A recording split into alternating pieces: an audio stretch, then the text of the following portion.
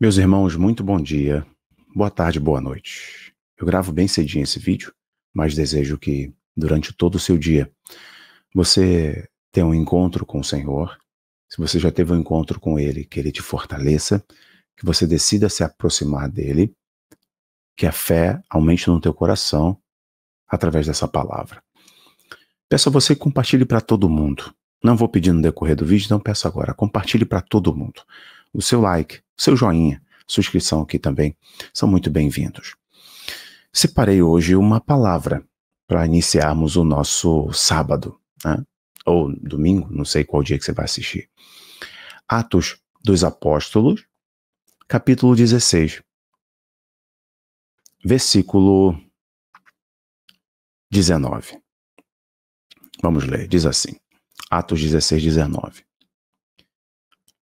E percebendo que sua esperança de lucro havia se esgotado, o proprietário ou os proprietários da escrava agarraram Paulo e Silas e os arrastaram para a praça principal diante das autoridades.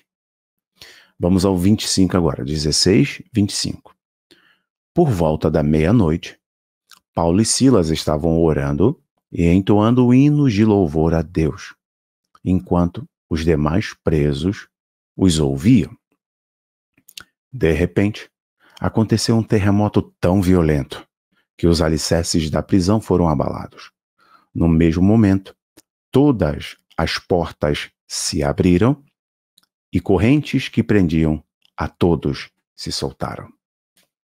Esta é a palavra. Portas se abrirão, correntes se quebrarão e todos os cativos serão libertos. Pega essa palavra para você. Portas se abrirão, correntes se quebrarão e os cativos serão libertos. Vamos ao contexto e aí a gente mergulha no texto e na revelação e é rápido. Só para você ter o contexto, não ficar perdido. Paulo foi levado pelo Espírito a pregar o caminho, a pregar a salvação, a pregar essa nova fé, que é Cristo, ao mundo inteiro. Aos gentios, aqueles que não eram judeus, às cidades gentílicas, às províncias romanas, a Macedônia e as províncias da Macedônia, as cidades gregas. Paulo foi levado a muitos lugares que hoje é a Europa, a Ásia. Paulo está vindo nessa missão, impelido pelo Espírito, a levar o Evangelho aos cativos e libertá-los. Sempre nas cidades que Paulo chega, ele se depara com estruturas religiosas e dominadores de regiões espirituais sobre uma cidade. Ele percebe a territorialidade dos espíritos e dos deuses, das divindades. Ele se deparou com isso nas suas missões. E aqui ele está com Silas, indo em vários lugares. E ele está passando por algumas cidades. A região de Frígia, de Galácia. Ele está passando por algumas cidades como Bitínia, Mísia. Ele está passando por Troade e algumas províncias da Macedônia. A própria Macedônia ele visitou. Paulo está passando por Filipos, que é um distrito da Macedônia. E o interessante é que nessas regiões não tinham muitos judeus. Não tinha muitos judeus, logo não tinha sinagoga. No versículo 12 em diante, de próprio capítulo 16, vocês vão ver que Paulo encontra uma mulher chamada Lídia. E essa mulher era uma empreendedora, uma mulher trabalhadora, empreendedora, que tinha os seus negócios, e ela se abriu ao Evangelho. E Paulo pregou para ela o caminho. E ela creu em Cristo, ela se converteu. Então, a Bíblia vai seguir uma sequência aqui no versículo 14, 15, que Paulo, juntamente com aqueles irmãos, foram para um lugar de oração. Esse lugar de oração não era uma sinagoga, porque não tinha uma quantidade suficiente ali de líderes judeus de família para se construir uma sinagoga. Não tinha sinagoga. Então, era um costume rabínico ir, ensinar, atorar, meditar, orar em lugar tranquilo, silencioso, ou em lugar ao ar livre, na natureza. Era muito comum ao curso das águas, estar na beira de um rio, porque o fluir da água lembrava o fluir do Espírito, a criação de Deus, a criação perfeita de Deus, a natureza. Era muito comum os judeus fazerem isso, né? Quando, por exemplo, a gente vê lá no livro de Salmos, em que os judeus estão cativos na Babilônia, eram músicos, cantores, acostumados com a adoração no templo em Jerusalém, mas agora eles eram escravos na Babilônia, e eles começam o salmo dizendo: junto aos rios da Babilônia nos sentamos e choramos com saudade de Sião. Junto aos rios é porque eles buscavam um lugar de paz, um lugar ermo, para poder se conectar com Deus. Então esse lugar tranquilo, o rio, era um símbolo de conexão com Deus, em que você tranquiliza a sua alma, respira fundo e se conecta mentalmente com Deus. De igual modo aqui, Paulo seguindo essa regra, os judeus seguindo essa regra, após pregar o evangelho, eles vão para um lugar para a oração. Tá? E aí no versículo 16, vocês vão ver que neste caminho, Paulo se depara mais uma vez com regiões dominadas por potestades. E agora as estruturas espirituais começarão a ser abaladas. Toda vez que um homem de Deus, uma mulher de Deus se levantam, estruturas espirituais também se levantam. Porque há uma briga por territorialidade. Territorialidade, na geografia, a gente aprende, quando eu estudei lá a geografia, a gente aprende que é o exercício de poder no espaço geográfico. Então é você exercer poder sobre aquele espaço, exercer dominância. E a territorialidade, ela não muda de mão sem uma guerra, sem uma batalha. Sempre há uma batalha, um derramamento de sangue para se conquistar aquela territorialidade. Bom, na expansão de um país, a gente consegue ver muito bem isso nas guerras e por aí vai. Então, aqui há uma territorialidade, só que ela é espiritual. E essa territorialidade é o que Paulo, inclusive, nos ensina, que é onde está o nosso nível de entendimento e de guerra. Entendimento de guerra, né? Nossa luta não é contra carne nem sangue, mas é contra hostes espirituais da maldade. Nas regiões espirituais. É ali que está a verdadeira batalha acontecendo. São nessas regiões. Lembra lá de Daniel orando 21 dias, a resposta não chegava, até que o anjo chegou para ele e falou: Daniel, não precisa orar mais. No primeiro dia, o Eterno, o Criador, te ouviu, só que eu não consegui trazer para você a resposta, porque o principado da Pérsia, que está na região espiritual, me resistiu. Então eu roguei a Miguel, Miguel batalhou, eu passei e trouxe a resposta para você.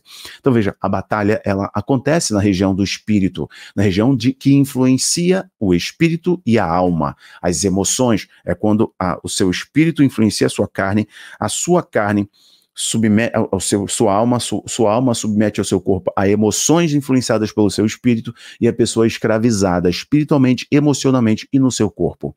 Então, aqui a Bíblia vai nos mostrar agora a dupla escravidão, a dupla dominância. Então, Paulo chega e ele começa a pregar. Quando ele está passando pela cidade, há uma reação do mundo espiritual. E o mundo espiritual, quando ele percebe a verdade, ele não quer de imediato matar os homens que estão promovendo a verdade. Ele quer distrair, atrair, distrair e dominar. Então, quando Paulo está passando, junto com Paulo e Silas, na praça pública, uma mulher possuída pelo um espírito délfico, possuído pelo espírito de Piton, que era uma entidade. Eles acreditavam que, inclusive, aquela mulher estava possuída pelo poder do deus Apolo, tá?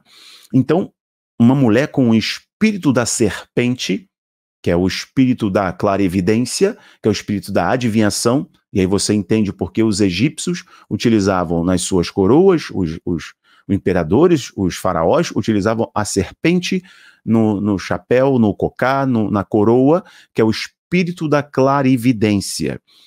Ouroboros, que é um símbolo muito antigo de eternidade, iluminação espiritual, de se alimentar, se renovar, né? Que é um espírito da dualidade, tanto do mal quanto do bem, quanto da trevas quanto a luz, morte quanto vida, está presente no mundo antigo para a clarividência, para a iluminação espiritual.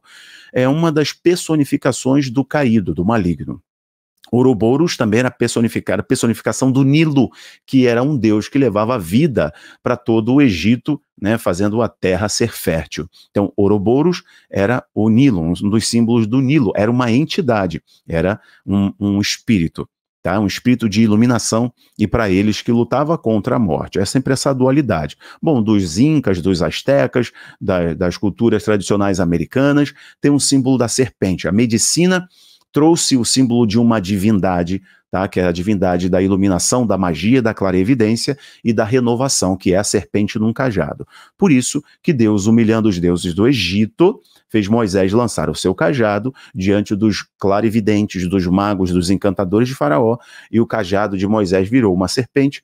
Os magos de Faraó também fizeram os seus cajados, se tornaram uma serpente, só que a serpente de Moisés engoliu as serpentes dos magos de Faraó. Então Deus mostrando que os deuses do Egito não são nada, são demônios que serão destruídos pela presença do Deus Todo-Poderoso. Aqui, uma mulher, na situação em que Paulo, Atos 16, uma mulher possuída por esse espírito do deus Apolo, possuído por essa entidade délfica, ela grita: ali vão dois homens de Deus, eles são servos do Deus Altíssimo. Essa mulher está utilizando da estratégia dos espíritos para escravizar, para dominar as mentes. Palavras de bajulação. Começam com a atração, distração, dominação. Esse é o tripé da dominância do diabo: atrair, distrair e dominar. A cidade inteira estava distraída, foi atraída e dominada por uma mulher que fazia previsões, adivinhações, né? Era também conhecida como uma necromante. Ela falava pelo poder dos espíritos. O original grego diz que usa uma expressão a mesma expressão para as pessoas que falavam com voz do estômago. Elas abriam a boca e a voz saía.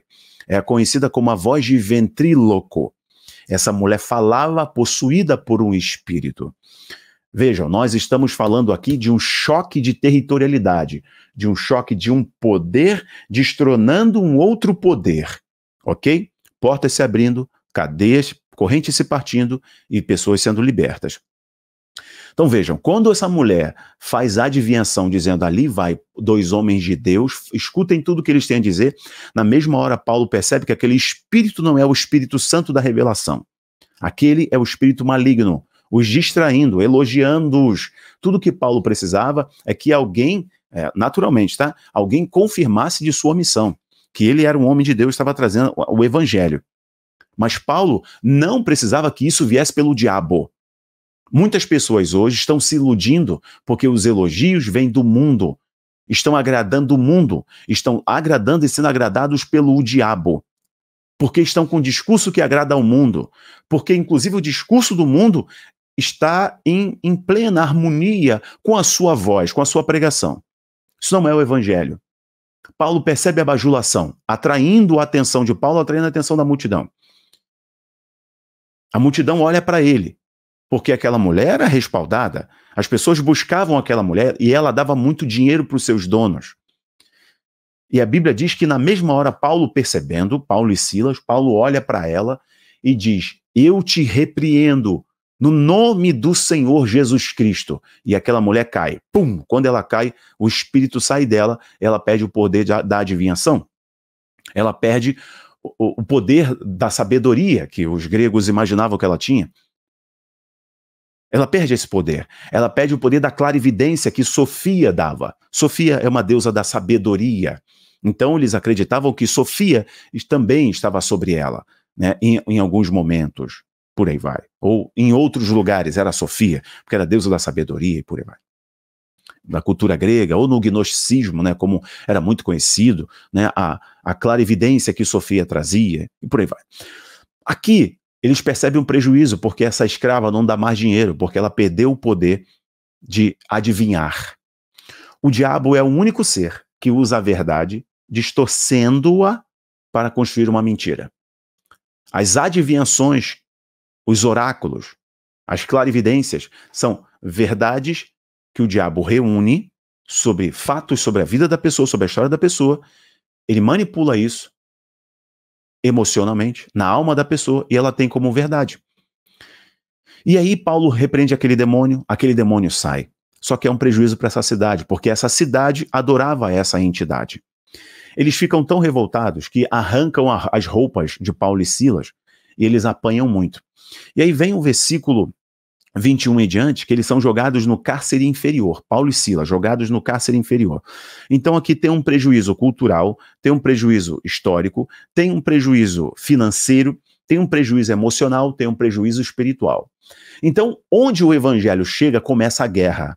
Por quê? O evangelho ele não negocia com as trevas. Cristo não negocia com o diabo. Onde ele chega, se precipitam em 2000 porcos, se lançam no precipício, gritam, esperneiam, porque onde chega a luz, não há espaço para as trevas. Onde Cristo chega, as cadeias se partem, as correntes se quebram, as portas se abrem. Um terremoto tem que acontecer. Quando você começar a tocar em áreas que você foi atraído, distraído, escravizado, se prepare para a guerra. Esqueça o conforto da sua carne, porque você foi atraído, você está dominado pelo pecado, pelos vícios, pelo adultério, pela mentira, pelo engano, pelo roubo. Você está dominado, porque você foi atraído pela facilidade, pelo discurso agradável, pelo caminho fácil, mas você sabe muito bem que está te conduzindo ao inferno, destruindo a sua casa, destruindo a sua vida. E vai te lançar eternamente no inferno, na condenação eterna. Então, creia em Cristo, deixe a luz de Cristo agora estabelecer essa guerra espiritual. Só tem um detalhe: a guerra que é estabelecida pela presença de Cristo, você não perde. Você nunca perde. Cristo é vitorioso. Até na cruz do Calvário, a Bíblia diz, enquanto o mundo achava que estava sendo vitorioso, os religiosos e os romanos achavam que estavam sendo vitoriosos, a Bíblia diz que Deus zombou dos seus adversários, porque ali ele se fez injustiça para que fôssemos justificados. Então, até na derrota de Cristo foi a sua vitória, que foi a vitória da humanidade. Estão me entendendo? Ao Cristo ser cravado na cruz, ele se fez a nossa justiça. Fomos justificados diante de Deus. Ok. Então, a Bíblia diz que o que está acontecendo aqui é uma dupla escravidão. Dupla escravidão. Que dupla escravidão é essa? É a escravidão física e a escravidão espiritual. Os proprietários, versículo 19, os proprietários arrastaram Paulo e Silas para a praça principal. Chega de dar lucro para o diabo, você que está me assistindo. Chega de dar lucro para as trevas. Chega de ser propriedade da sua carne, dominado por vícios, dominado por imoralidade na área sexual, dominado por dependência química, dependência psicológica. Chega de ser propriedade da sua própria carne, propriedade de espíritos. Está na hora de você ser livre. Jesus disse assim, ó, se o Filho do Homem vos libertar verdadeiramente, ou seja, o que vai acontecer é digno de verdade. Verdadeiramente sereis livres. E essa liberdade está primeiro no nível do Espírito, onde você nasce no Espírito. E quando você nasce no Espírito, você se torna filho de Deus. Então, tudo que aconteceu com você hoje é porque você foi atraído, como Cristo foi atraído pelo diabo, lá em Mateus capítulo 4, na tentação do deserto. O diabo o atraiu, preste atenção no que eu vou dizer. Quem levou Jesus até o deserto foi o Espírito Santo. Mas o diabo tentou atrair Cristo, oferecendo os reinos desse mundo. Esta é a atração, com seduções. É atraído. Olha toda a riqueza desse mundo. Olha como os reinos vão se curvar a você. Basta você prostrar e me adorar. O diabo tentou atrair a Cristo, atraiu, distraiu para fazê-lo se render. Mas ele não se rendeu. Adorarás somente ao teu Deus. Somente a eles você prestará culto, diz o Senhor Jesus, vencendo as tentações. Bom, aqui a cidade foi atraída, distraída e agora está dominada. É o duplo domínio. Essa passagem não está aqui à toa. Essa história não está aqui à toa. Não é só para demonstrar o poder de Cristo sobre os espíritos, sobre os demônios. Porque Cristo, quando falava, era diferente dos religiosos. Ele falava como quem tinha poder. E a primeira pregação de Jesus, numa sinagoga lá em Nazaré, eles falam assim, essa é uma doutrina nova, porque ele tem poder, ele não fala como os religiosos. Então Cristo falava e dele saía poder que move o espírito. Quando move no espírito, esse mundo físico reage sempre ao espírito. Então, o que está acontecendo aqui, a Bíblia deixou essa passagem em Atos 16 para representar a dupla dominação. É a dominação espiritual, que se reflete na dominação física do corpo, ciclos de dependência química, ciclos de dependência de adultério, ciclos de falência, ciclos de divórcio, ciclos de doença, ciclo de separação, dominação espiritual, dominação física. E a Bíblia diz que mesmo Paulo e Silas estando na prisão, eles tinham consciência, do poder que saía deles. Então eles estão no cárcere inferior, com troncos nas pernas, e a Bíblia diz que por volta da meia-noite, que é a hora decisiva, que no mundo místico é a hora que o mundo da luz sai para a entrada do mundo das trevas. É hora sombria, mas nós sabemos que é a hora da decisão. A parábola das virgens diz que por volta da meia-noite ouviu-se o grito, lá vem o noivo. Então é o grito da decisão, é a hora da decisão, é o brado da decisão. Por volta da meia-noite, Paulo e Silas cantavam hinos e davam louvores a Deus. Então ouviu-se um grande terremoto.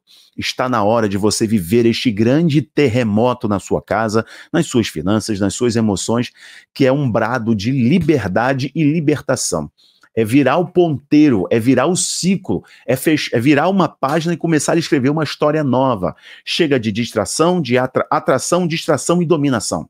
Chega de ser dominado espiritualmente, está na hora de provar da verdadeira liberdade. E não tenha medo, porque quando vem essa verdadeira liberdade, há um terremoto primeiro no nível do espírito e depois no nível físico. Não tenha medo se vai perder alguns amigos, mas você vai ganhar a eternidade. Aquele que vencer será dado o direito de sentar comigo em meu trono, disse o Senhor Jesus em Apocalipse. Então, a você que vencer, então você tem que lutar para vencer.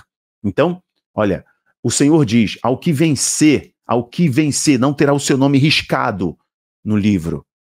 Lute, vai até o final. Lute, não tenha medo dos terremotos. Talvez estes terremotos, todos esses barulhos que você está vivendo, presenciando, sejam reflexo de uma posição, de um posicionamento, e você está mexendo com territorialidade. Tem agora um poder dos poderes sobre a sua vida. Não tenha medo. Ele está contigo. Continue cantando e louvando. Porque correntes, portas, cadeias se romperão. É só o anúncio da sua liberdade, da sua libertação. Compartilhe para alguém. Que o Senhor te abençoe. Tchau, tchau.